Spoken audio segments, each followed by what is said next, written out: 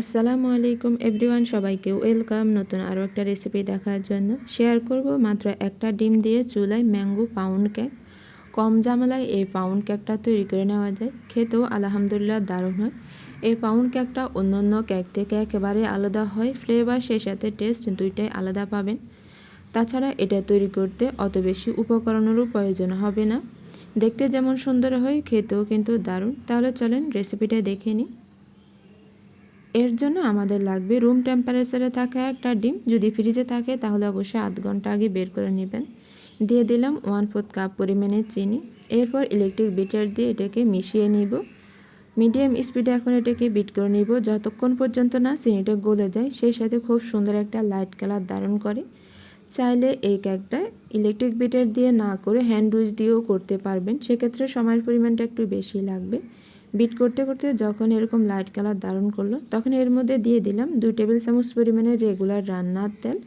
তেলটা দিয়ে দেওয়ার পর সব কিছুর সাথে আবারও খুব ভালো করে মিশিয়ে নিব। ওভার বিট করার প্রয়োজন হবে না, শুধুমাত্র মিশিয়ে নিলেই হবে।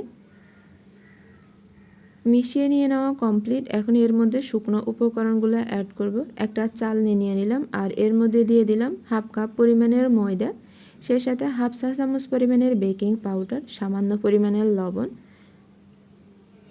লবণটা দিয়ে দেওয়ার পর খুব ভালো করে এটাকে চেলে নিব। চেলে নিয়ে নেওয়া কমপ্লিট। এখন এই শুকনো উপকরণগুলোকে মিশিয়ে নিতে হবে।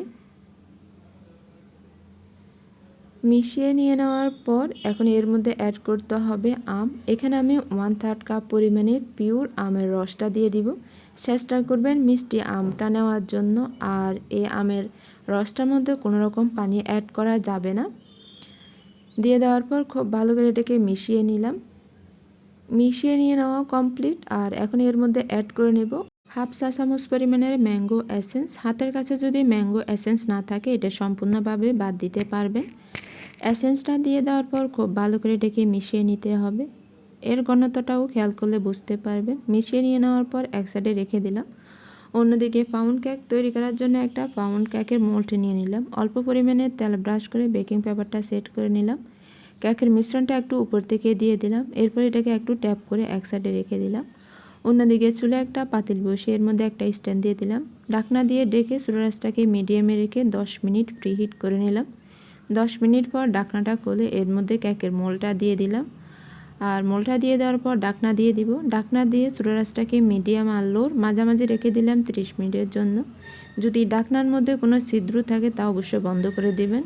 30 মিনিট পর ফিরে আসলাম আর ঢাকনাটা খুলে একটা টুথপিক ঢুকিয়ে এটা চেক করে নিলাম। যদি টুথপিকটা ক্লিন আসে তাহলে বুঝতে পারবেন কেকটা রেডি। যদি 30 মিনিটের মধ্যে কেকটা না হয় তাহলে আর 5 থেকে 10 মিনিট এটা ওভার বেক করে নিতে পারবেন।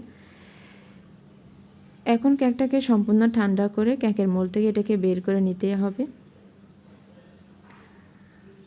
আর এই কেকটা দেখতে যেমন সুন্দর, খেতেও আলহামদুলিল্লাহ দারুণ হয়। আর এটা কী পরিমাণ সফট আর তুলতুলে আমি আপনাদেরকে একটু দেখিয়ে দিচ্ছি। আর আসলে একটা ডিম দিয়েও একেবারে সফট আর তুলতুলে কেক তৈরি করে নেওয়া যায়, সেটা তো দেখতেই পেলেন। আর চাইলে এই কেকটা সংরক্ষণও করতে পারবেন। ঠান্ডা হয়ে যাওয়ার পর একটা এয়ারটাইট বক্সে ভরে যদি রেখে দেন তাহলে 2 থেকে 3 দিন পর্যন্ত এটা এমনি ভালো থাকবে। আর এটা ভিতরে কী পরিমাণ সফট আর তুলতুলে সেটাও একেবারে কাছ থেকে দেখিয়ে দিব। এই কেকটা অন্য কেক থেকে একেবারে আলাদা হয়, কারণ এটার ফ্লেভার আর টেস্ট দুইটাই সম্পূর্ণ আলাদা। রেসিপিটা কেমন লাগছে অবশ্যই কমেন্ট করে জানাবেন। পরবর্তী রেসিপি দেখার আমন্ত্রণ রইল। এতক্ষণ ধরে দেখার জন্য সবাইকে অসংখ্য ধন্যবাদ। আল্লাহ হাফেজ।